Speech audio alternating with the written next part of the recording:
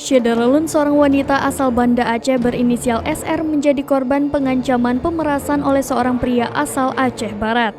Korban diancam akan disebarkan foto syur dirinya dan memberitahukan kepada suaminya. Karena itu, pelaku bernama Irfan berusia 44 tahun melakukan pemerasan terhadap korban hingga korban mengalami kerugian mencapai 3 juta rupiah.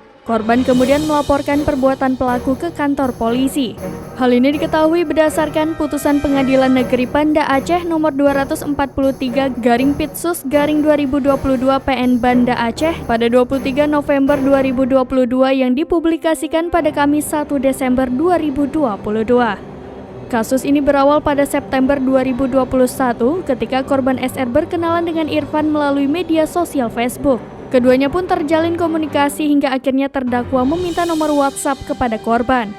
Pada saat itu, terdakwa meminta korban untuk mengirimkan foto bagian atas tubuh korban. Setelah mendapatkan foto syur korban, terdakwa kemudian mengunggah atau memposting di story akun media sosial Instagram pada tanggal 8 Mei 2022. Selanjutnya pada 24 Oktober 2021 sampai dengan 5 Desember 2021, sekitar pukul 17.30 waktu Indonesia Barat di lapangan Blang Padang, Kota Banda Aceh, terdakwa melakukan pengancaman dan pemerasan dengan cara menakuti korban.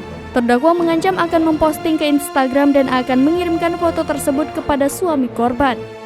Singkat cerita, pada 6 Mei 2022, korban diberitahu oleh temannya bahwa terdakwa telah memposting photoshoot yang memuat wajah korban ke Instagram.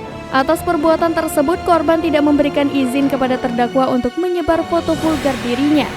Karena itu, korban melaporkan kejadian ini ke kantor polisi, hingga terdakwa ditangkap pada 15 Juli 2022.